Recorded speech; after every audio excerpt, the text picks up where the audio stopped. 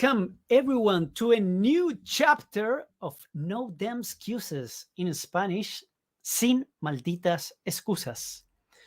Why are there some who succeed and others who don't? Is it really a matter of sweat and tears, a scale and impact? Our guest today, Dwight Hopkins, is the founder and managing partner at D2 Venture LLC. D2 Venture is an educational technology venture capital firm that focuses on educational technology startup companies in the pre-seed and seed phases. They work with startup companies from preschool all the way to older adults who want to change careers. D2 Venture is currently on its Fund 1. Dwight has a passion for combining education, business, and technology. He has over 25 years of experience in the educational industry, a graduate of Harvard Business University and Kellogg School of Management at Northwestern University. Dwight also has doctoral degrees in the humanities, and he teaches classes on the humanities and businesses at the University of Chicago in the US. Do you have the courage to follow your dreams like Dwight, or will you be a dreamer forever? This channel will seek to find the truth through conversation, interviews, and constant search of wisdom so that we can all achieve our dreams, purposes, and no damn excuses. Let me welcome Dwight Hopkins to the stream. Dwight, how are you today, my friend? I am doing well. I'm based here in Chicago today, and we have some sunshine. So we're always grateful for sunshine and warm temperatures. But it's just a privilege and actually a blessing to be with you this day. Amazing. Great to have you here, Dwight. For all of those who doesn't know you, can you tell us a little bit about yourself, but in your own words, probably some of your story, background, even though I already mentioned a little bit about yourself? Sure, always good to share. I'm originally born and raised in Richmond, Virginia, and I grew up a small town. And in the summers, my father sent me to my grandparents' farm, some small town, rural, believe it or not, and then moved from Richmond to Boston for high school and then college, and decided I was going to go into investment banking actually. And I wanted to take some time off to sort of give back. You know, we grew up giving back to the community, giving back to the poor, giving back to people in need. So I said, before I finish college and then go off and make money, let me just help. And went to New York City in Manhattan, and that so-called 1 year turned into 5. And after 5 years in Manhattan, I decided that my passion was to do education. So my first doctorate was at Union Seminary and Columbia University in New York, and had a great time there. And then my first job was in Santa Clara University in Silicon Valley. And I was headhunted from Silicon Valley out to Chicago, where I am now, and just enjoying the whole process. I've always loved education, love business, love technology, love young people, and decided to set up this venture capital company starting at I started thinking about it around 2015 and planning and mapping. And so D2 Venture is a result of that dream and combining all my passions. It's just an amazing process, a journey to be in contact with so many young people, primarily, probably like 95% focus USA. And people are just buzzing with new ideas on how to combine technology and education and how to make money at the same time. And so really, basically what we're trying to do is get money from investors to share that money and resources with young people who really want to make a difference by developing educational technology companies. So we're acting Amazing. we're acting as a middle person for young people's dreams.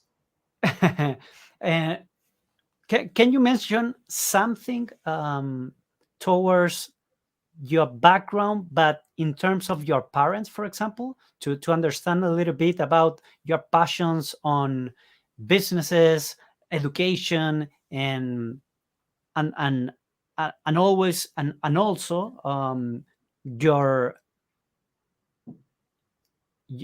your amazing expertise as a professor as well. Sure. So we grew up in Virginia, and when we grew up, after family, probably the family was number one, and after family was probably education, and was just it was like we drank it as water. Excellent education, get a job, education, always educate yourself. So it was part of the culture of our family, the Hopkins family, and so that was, and then the other thing too is I come from a family of business people. My father had a part-time job. Mom had a part-time business rather, and my mom had a part-time business. And then both my grandfathers were business people and farmers, and their fathers, my great grandparents, were also landowners as well. So we come from that, and we basically, my parents lived in the rural areas with their parents, and then they wanted to move to the city before they started their family. So they decided not to stay with the family business full time.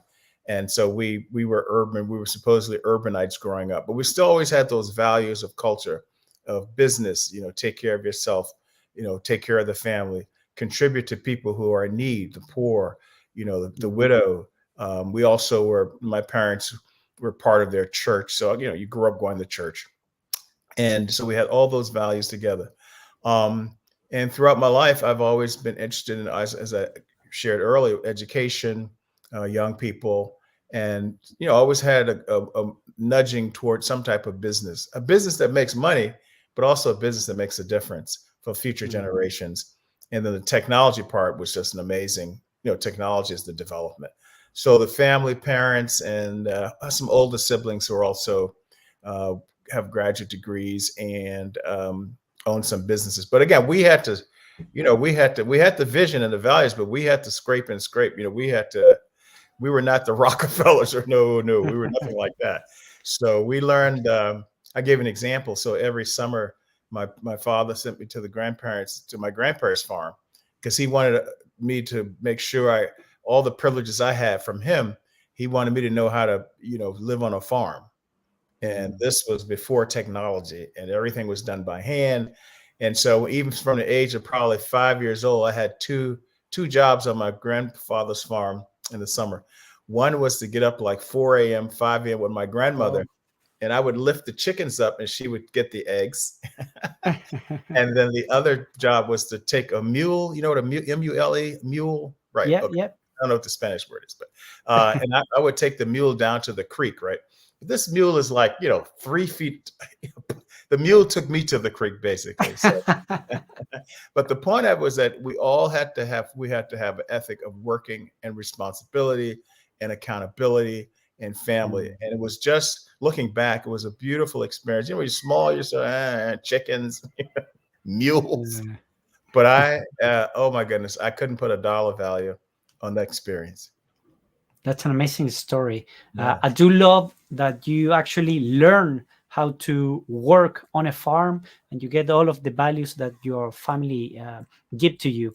I believe that you were very good when you study new materials, and you learn very quick. In terms of the education, what is it about the education that appeals to you? Like from being a professor to starting a venture capital firm that invests in education startups.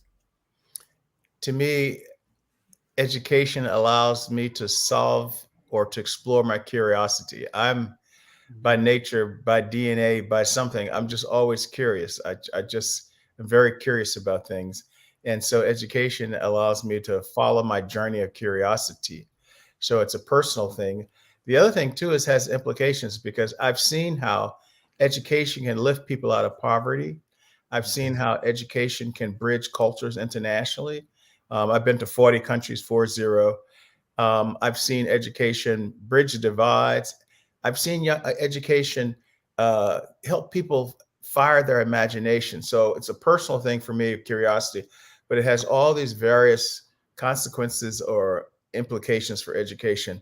And now with technology, anybody who has a smartphone, whether you're rich, poor, or in between, you can teach yourself from finance to poetry to cross-cultural engagement between USA and Latin America. I mean, it's just amazing because when I grew up in Virginia, small town and rural, there was no such thing as cell phones.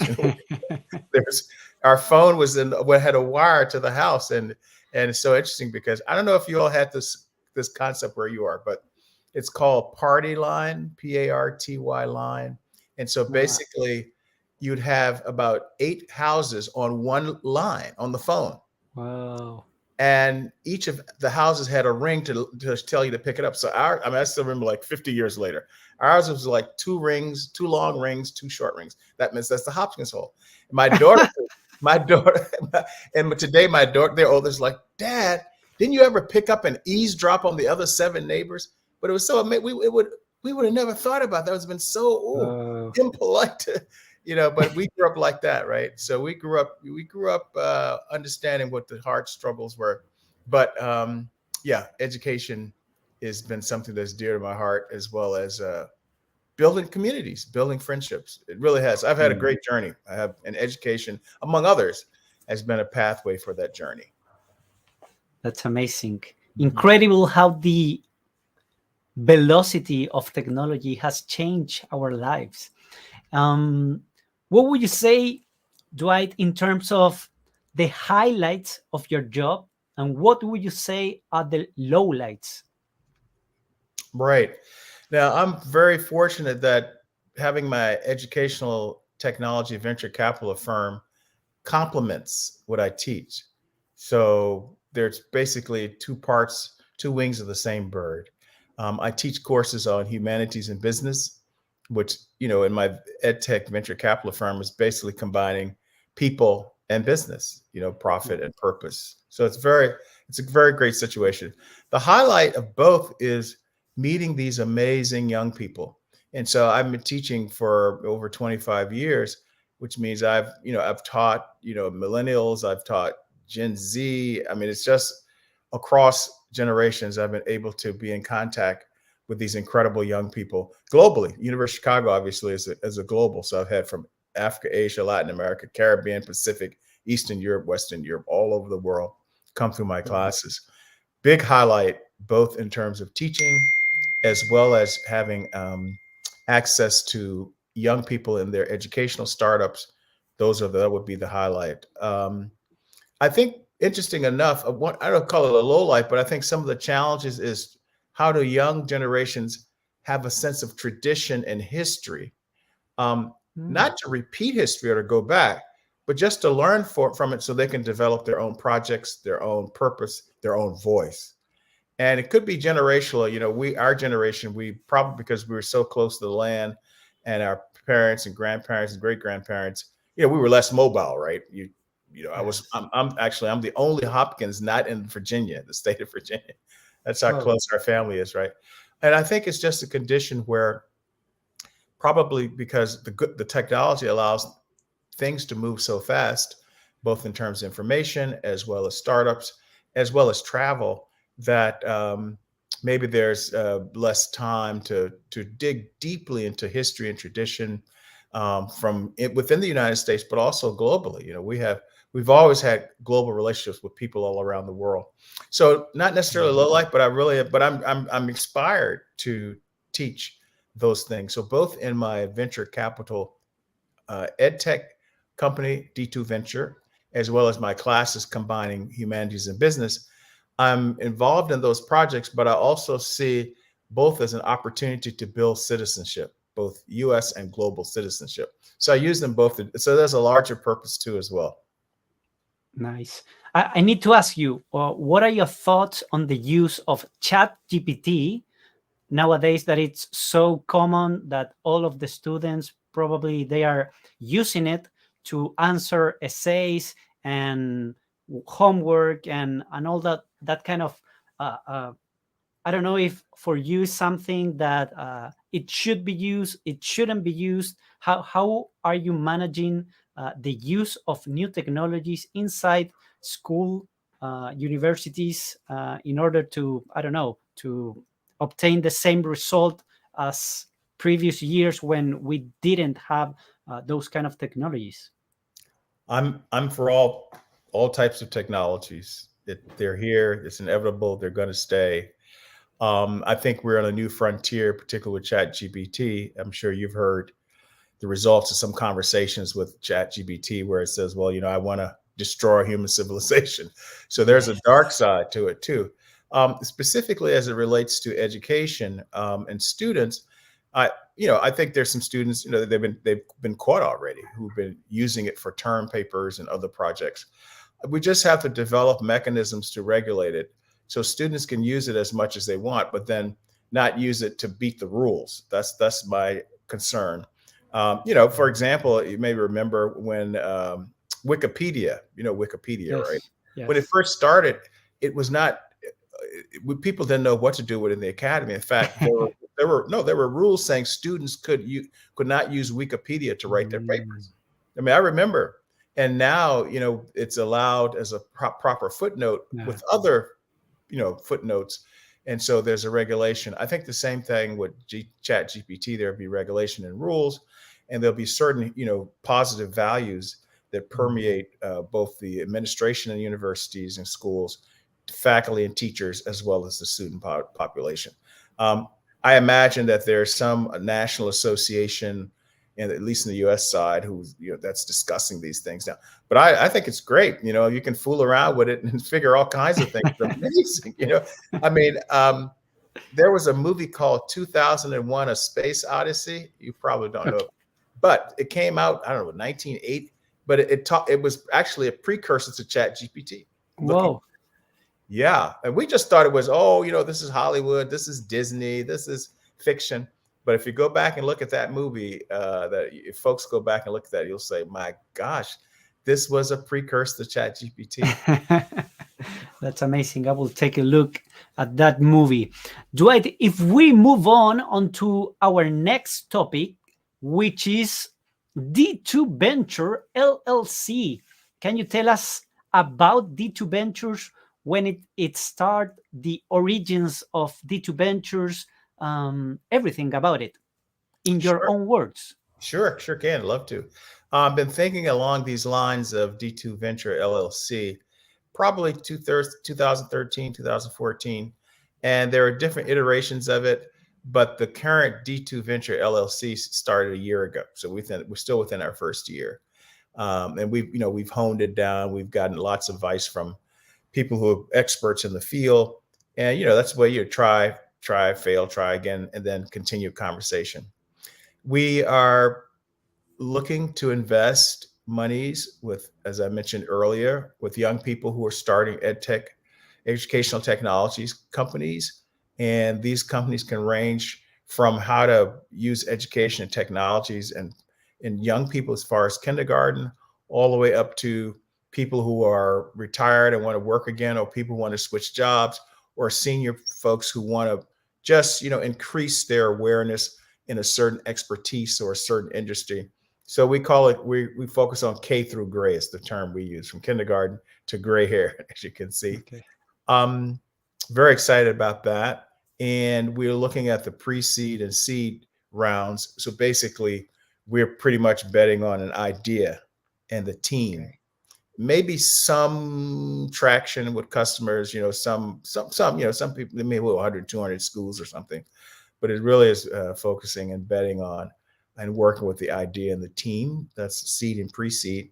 And again, focusing in the United States primarily. Also, we've got some interest in a couple other countries, but primarily at this point, the United States of America. So what I've been doing is developing a relationship on a parallel track at the same time. One, I'm talking to potential investors because we're just starting our fund one, and we're focused on that. And that's been an incredible conversation and journey as well. Being Zooming a lot, and now that we've opened up from the pandemic in the U.S., able to travel more. Just got back from Miami, Florida, headed out to New Jersey, and a couple other places I'm going to go to. Also going to Hawaii, but Nice, very yeah, nice. that is very. I'm looking forward to that one. I might stay an extra day or two. So, Um, so do I to understand the actual fund is already closed, or you're still um, searching for investments? we're still searching. It's not closed Okay. yet. Yeah, we're still searching, and open to potential investors who would like to be part of this process. So yes, correctly, as I mentioned, one part of this path has been to develop relationships with different types of investors. The other part, parallel, is to develop relationships with ed tech startups. So I have connections with 55 ed tech startups here in the US, and they range from a host of ideas and visions and practical. For example, there's two young men who developed an educational technology startup. Is we call it one-stop shopping for after-school programs. And the beauty of a lot of these successful or potentially successful startups is that once you hear it, the idea is very simple and it's like amazing. Why didn't someone think of that? So in our context, particularly for parents, you can go to this website and use the technology. You have to join and pay, etc. But any type of after school program, from tutoring to sports to anything, interns, they have them all there. It's an amazing. So pretty excited about that, and I'm pretty sure there would be a hit down the way. Another example is a young team started ed tech startup that works with teachers, and what they do is they're able to take care of their technology is able to take care of all the administrative work of a teacher. Now, I am a teacher. I mean, it's such a simple idea. Remove my bureaucracy so I can teach. Hmm. And this is the pattern. Simple, but then you think about it, it's like, wow, why hasn't someone else, thought about this? Obviously, a little more Yes. complicated, but those are two examples of an incredible ed tech startups. And there are a couple I want to highlight. There's a third one as well. In fact, this young person was actually he was a refugee from a civil war, and he ended up in a refugee camp in another country. He and his mom and siblings somehow made it to the United States, and he developed an ed tech startup company, and it's focused on allowing teachers to get into the head and the heart of students in the classroom. As a professor Oh, and a teacher, this is beautiful. So, for example, there was just giving an example. There was an example of a young man in like middle school or high school, and he sat in the back row. The teacher couldn't really connect with him. He's a C student. What's going on? So this other young guy who started the ed tech startup, who was the refugee and came to the U.S., he developed a program and a process and linked to technology that engages the student. And so they use this with a student in the back row, so-called C student. He's not too smart. Actually, this young man was focused every day on his mother. His mother had a disease, and what he wanted to do was to become a doctor to solve that disease. wow. And once they found out about that, they tapped into that. And he is one of the most amazing, motivated. I mean, he's pre-med, he's going to go do it, right? And so this is another example too. So we deal basically education technology that relates to the students, relates to the teachers, professors, relates to administrations, and relates to parents. I love it. Those. I love it. Mhm. So I do understand that D2 Ventures was not your first experience with a VC, because you were also the managing director in Prometheus Nova Ventures. What can you say is the difference from your prior experience in venture capital? Yeah, that was a great beginning. It was an early iteration of D2 Venture. We were focused on education, but globally. And, we've talked a lot, again, met a lot of interesting ed tech startup, young people, different countries, particularly was Asia and USA. But as we talked to more and more to potential investors, they were excited that we wanted to do educational technology and venture capital, but did not see, they weren't too keen on that model. And so the other managing director is a friend, business person actually, he was in India. And so we put our heads together. We also talked to some of our advisory team and decided to, if we're going to do global, do it later, but start in the US. And that's basically what happened. But Okay, I cool. wouldn't be able to do D2 Venture without having done Prometheus. Of course, of course. In terms of the thesis of D2 Ventures, can you tell us a little bit more about the thesis as it is, or do you think that you already mentioned about the thesis? Yeah, basically, I mentioned the thesis. We're investing heavily into young people who are developing these amazing and potentially, and some are going to succeed. I know they're going to IPO at least 5 or 6 of them out of this 50 or 60 or so. Motivated by that and pre-seed and seed stage, and folks in the USA. The thing that we bring, which is important for our thesis, is probably unparalleled experience. For example, I've been doing over 25 years of teaching and working in all aspects of the educational industry, from teaching, administrating, fundraising, leadership positions. I built a 14-country global network on education for youth. So I have the global part. I've published, I've spoken, I've done anything. I've been a parent.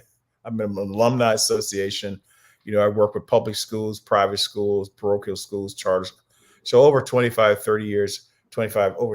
years of domain expertise in educational industry. We bring that.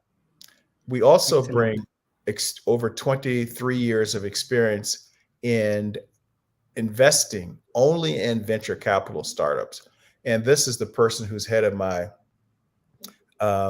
investment committee. He's been doing this solely, just not PE or hedge funds, but 23 years in venture capital investing in startups in technology. And he has multiple exits. So his resume is, so he's the person who's heading up the investment committee, experience. And ask him anything about VC, anything about investing, anything about startup and technology, the finances of it. He's excited about what he does as well.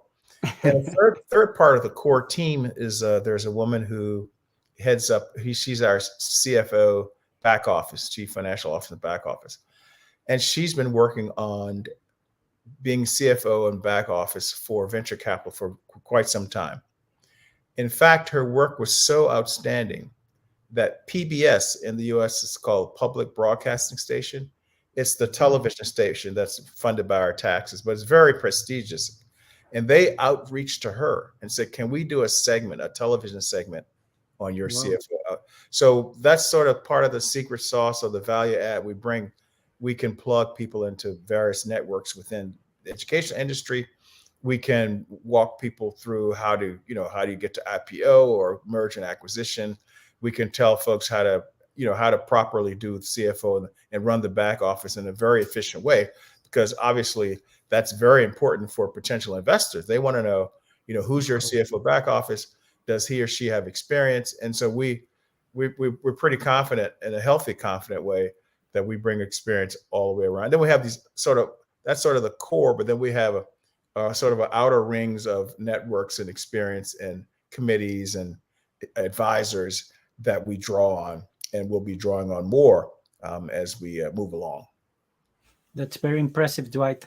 In terms of the amount of the ticket that you invest, what would you say range from what number to what number? Yeah, it would be 250,000 to 350,000. Okay, yeah. Perfect. So now I have for you some questions from an Harvard Business Review paper, so we can get the idea on how D2 Venture evaluates potential venture opportunities. So the first question, Dwight, for you is, how do you evaluate potential venture opportunities? Right. Now, of course, since we're not private equity or hedge fund, and those have a specific, way of all kinds of formula and spreadsheets. Anybody, who's listening or watching, they know you learn that in finance. We learn in finance, multiples, PE, EBITDA, those types of things. Because we're primarily at the beginning stages with seed and pre-seed. We're evaluating on us, our assessment of the team and the idea and the potential market. And also for those who are more in the seed, they have some traction with some customers. I guess we can do due diligence that way. But part of it is the experience that we bring, and within educational technology that helps us assess, the value and the potential value of these startups, and of course the due diligence. The other thing too, we can do some comparisons between other types of ed tech companies or other types of startups who aren't necessarily in the ed tech industry, and that helps us get a sense of the potential of these the return on investments, the potential of these ed tech startups like that. And we always know that you're going to have, who knows, 1 out of 100 might hit. So that's where we're and who knows, 75, 80 might break even, and the rest won't break even. But part of it is pattern recognition. At this stage, it's pattern recognition, a sense of the people, their background, their enthusiasm, their passion, how the team worked together, how long have they been together, how many arguments have they had, and have they resolved these arguments, all those types of things, who's supporting them. And of course, too, we have networks that they're connecting to, and we can check those networks with them as well. But that's how we do that. And again, we bring experience in the industry, so we can say, is this a valuable? I mean, if when they come to me and say, well, what do you think? I can say, well, this is great. I know teachers will us, or you might want to think about this. And so too, when they present their business model, Armando, he's the head of the investment committee. He can, he can go up and down, inside out with that, and whatever financial they have. Our Linda is her name. She can take care of that in terms of CFO. So it's a combination of a team. We bring our energy and expertise, but we also realize that there are certain types of evaluations and protocols and methods that are needed for venture capital, in contrast to, say, private equity and hedge funds. Okay. So what would you say is the process through which the funding decisions are made in D2 ventures? The process for the decision, well, it's similar to what we just shared. Whether we want to be the lead and what that means, investor, or whether we want to co-invest, or particularly do we want to, branch out and be involved with investors who are not known as well as known as we are, or then there's always the big boys and big girls who are having investments, even VC, whether it's a Google, Google has funds, and different investment bankers might have funds. They may evolve primarily, some of these more in PE or hedge fund, but more and more they are charting out some monies for venture capital. I know there's some state treasury offices in the United States. Here in Illinois, the state treasurer has like $1 billion with a B, $1 billion for startups. So that attracts a lot. And also there's a movement within the United States where smaller states are trying to become regional heads for VC startups. You usually think of Silicon Valley, right? You think of New York, you think of Boston, and now you might think of Austin, Texas, and Chicago. But there are places like Tulsa, Oklahoma, and Indianapolis, and Detroit is trying to do a revival. And there are other places. I've been, since the COVID lockdown opened up, I've been traveling to these conferences, networking, and sometimes being on panels. But it's clearly one trend in the US is that people are saying, hey, if you don't want to go to Silicon Valley, you don't want to go to New York, you don't want to go to Boston, or, come to Chicago, or come to Tulsa, Oklahoma, or come to Idaho. I mean, Idaho, why do I want to go to Idaho? But yeah, people might want to think about those places. So that's an exciting trend, not only just in terms of being a venture capital owner, but specifically, which again, I'm always excited about, what are the possibilities for young people? And at that age, they can, they can move. Good example. Yeah. There's a young couple that started ed tech startup company, and they're from Los Angeles, but they heard about the Tulsa, Oklahoma, ecosystem, And so they were able to, they were attracted to Tulsa to do like a 6-week incubation where you get money, housing, Wow. all the infrastructure support. And they ended up moving from Los Angeles to Tulsa, like that. So Wow. it's a slow trend that's coming along. But if anybody were interested in ed tech or just startups, in particular in the US scene, obviously think of the big places, Silicon Valley, New York, Chicago, Boston, Yeah. et cetera, Texas, W- but smaller places as well. Have you heard of? I know that there's an ecosystem in Boulder, Colorado. Yes, that would be part of uh, these new frontiers. And they have access in these smaller places, even if they're bigger, but they're first time, they're trying to become a hub. You have easier access to the state treasurer or the governor or the mayor. I mean, I've gone to these places like in Tulsa, and the mayor and the governor of the state. It's like, wow, in Chicago, sometimes you can, but it's harder in Silicon Valley and New York to meet the governor or the state treasurer or the comptroller. But they're really pushing, and Colorado would be another great example of that trend that I'm seeing. Perfect. Dwight, in terms of the risk, because you said and you mentioned that you're investing in pre-seed startups and early stage, where does the risk, what do you do with the risk of investing in these kind of companies? Right. We have a deal flow, which is the more in the pipeline in terms of potential deals and investment. It doesn't eliminate at all, but it mitigates the risk. So we try to focus on developing relationship with as many ed tech startups as possible. So the more, the better in terms of the ones who we're looking for to hit the home run. I mean, as you already obviously know, if we do 100 and, who knows, 3 makes a home run, that overcompensates. It can really overcompensate for literally the other, 97 or so. So one, again, try to mitigate risk by have a pipeline of ed tech startup companies we're talking to. And 2, the due diligence, part of our experience is that we're already in these networks where we would naturally hear about these companies, particularly anybody dealing with education industry. On my side, I'm sort of into networks, or I wouldn't know who to call. I mean, if I don't know, I would know how to call.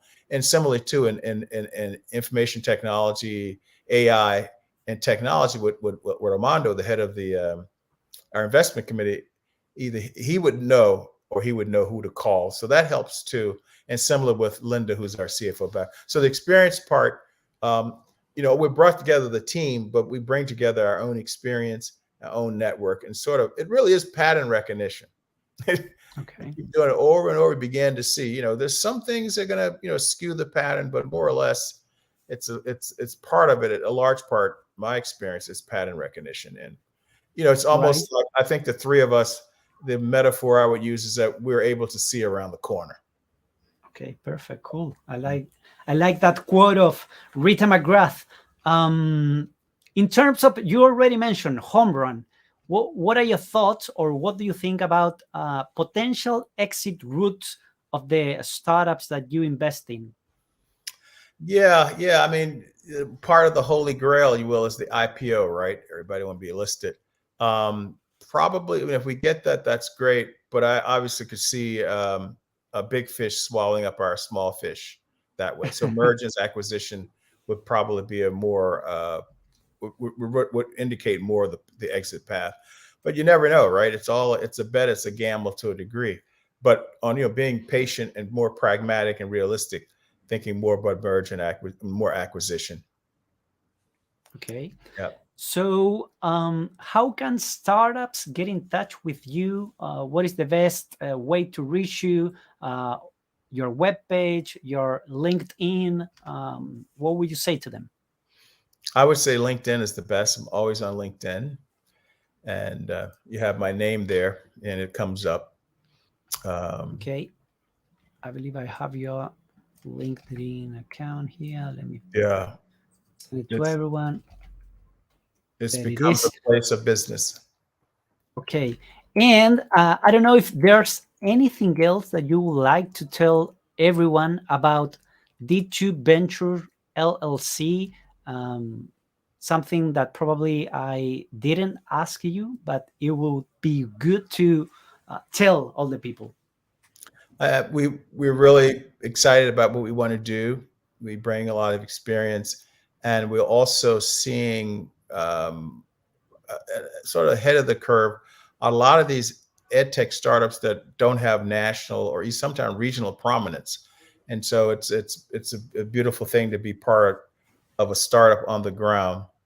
And our basic philosophy is that we want to do both. We want to deal with people and profit. We want to deal with both, capital and cost. So we want everybody to make money so they can do what they want to do, take care of their families, contribute to society. But we're also linking it to the cost. How can we make a difference? And again, technology is here, and education is, 1,000 years old. And then you combine that with young people's energy and vision, and I think we in the world, we're in a good position. Totally, totally. All right. So, Dwight, now the second topic, or probably the third topic, is called trigger questions. So here, basically, the idea is to give short answers, and it's going to have 5 questions. Some people call it the ping pong questions. Are you ready for it? Yes. All right. So the first question, Dwight, is tell us, please, something that no one knows about you. No one knows, but I play the bassoon in the orchestra. Whoa, that's amazing. I don't know what it is, but it sounds amazing. You can Google it after the program. It's an instrument. It's a double, it's a double, it's obviously where an orchestra is, right? So Yeah. it's a double reed instrument, and it's called the clown of the orchestra. Nice. So it's in the reed section. You have the oboe, you have the clarinet, various types of clarinets, and you have the bassoon. Those are major parts of the reed section of an orchestra. Nice. Very interesting. I will search for that. Number 2, Dwight. What do you want to accomplish in life? My major accomplishment is to give back to younger generations. I've always been that way. And everything I've done for the last 25, 30, 35 years, even at University of Chicago, has been giving back to younger generations, been volunteering in urban areas for underserved communities of all colors, actually, doing just helping to give back. Love it. Number 3, Dwight. What has been your biggest mistake made to date? Oh my goodness, biggest mistake. When I look back, I wouldn't say mistake or problem, but if I were to do it over again, or if my son were in the same position, I would, after school, I was going to do investment banking, and I was going to do investment banking our language, the third world. So actually, was perfect profit and purpose. I wanted to do investment banking to help the third world development, and I would have done both. I got into business school. I would have done business school and the PhD in education. That would be, if I had to do it over again, I think that would have been a beautiful journey. That part of the journey, and I did it, but it did it sequentially, not simultaneously. And why do you believe that sequential was the best option? Just to understand. My current path, or the one I would have done over again? The one that you wouldn't have done back if you could. Yeah. I think that I have always been interested in trying to combine some form of education with some form of business and young people and all of that. And I think at that age, I thought you first have to get one degree, work on that degree, which is the PhD in education, and then pick up the business more as you got an experience in one discipline, which is education. Where now, I mean, I know myself now, I can do multiple things. And 2, looking back, people do it all the time. You can get a joint degrees, or you can get them simultaneously like that. That's all. Yeah. Okay, cool. Thanks for the explanation. Fourth question, Dwight. What person from the business world do you admire and why? Oh my goodness, from the business world. Oh, It's hard to name one person. There's a type. There's a Okay. type. Someone who, again, is just so passionate about making money to serve, you know, and how that service is. And, different people at different parts of their career have done that or continue. I mean, you can go from, Warren Buffett, who's pledged to give all his money away at the end, and to, other people as well. But that's the type I get excited about. And actually, one of my hobbies I do is I read biographies and autobiographies. And I pretty Oh. much read all the billionaires and people who started from we call it scratch. But Mhm. as I do that type of reading, there's a type that has emerged, and it's hard to say there's just one person. Okay. Mhm. Perfect. Last question for you. Trigger question. Dwight, when you are no longer on this earth, how would you like to be remembered? First of all, as a good husband and a good father. That's most important of all, most of all important. And then closely related to that is someone who accomplished goals that he set out with, which were both personally fulfilling, but also serving others. So if I can have that on my tombstone, I'll be good to go. I'll be looking down or looking up. I'll be looking down or looking up. I don't know where I'll be. Amazing. Alrighty, so we are almost over, Dwight. And the last thing that we have on the show is the bonus track where we ask our guests, as yourself, to give us or to talk about general recommendations of books, movies, series, podcasts, anything that you would like to share to the entire community. Yeah, as I mentioned, autobiographies and biographies are very important.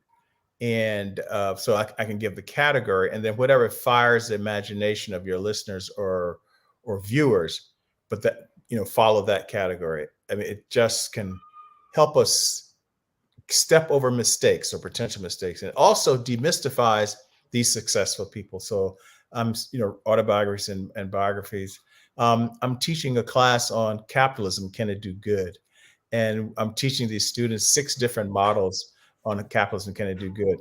So I would encourage people again to take up that question. I think it's a burning question today, particularly the downside that we're impacting U.S. citizens and globally. But to go into various models and people who have responded to that different way, I think it's worth spending some time reading that type of genre of literature. If you can mention your favorite movie of all times, what would you say? Oh gosh, you're pushing me, Roger. Again, I like high powered energy movies. Let me tell you some movies I like as a group. So Okay. if you dropped me off on an island somewhere in the Pacific, I would take. There's a movie called Gladiator. Okay. Yeah. There's a movie called Patriot. I would take that one. The Last Samurai, 13 Warriors. You sort of get those sort of energy, teamwork. Go against the odds type of.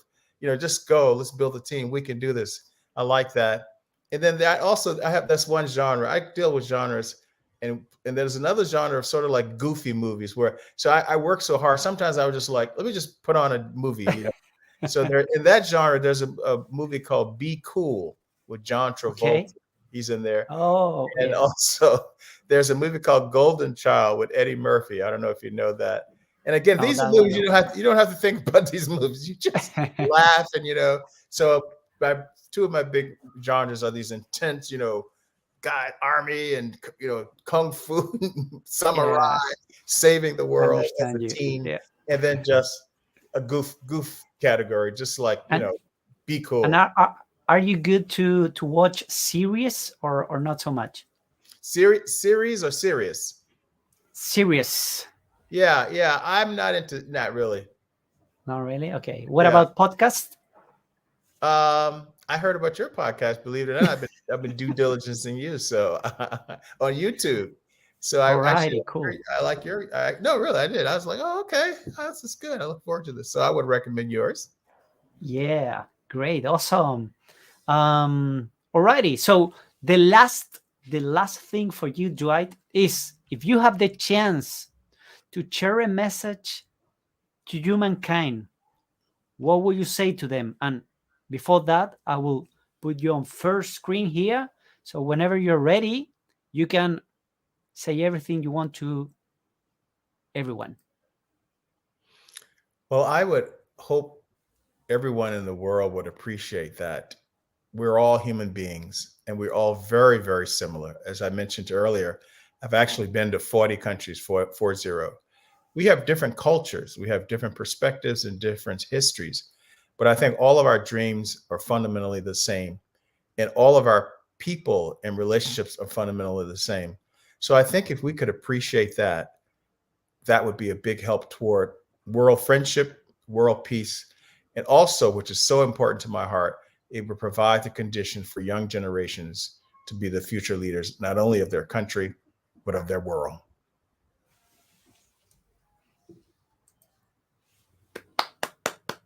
Love it.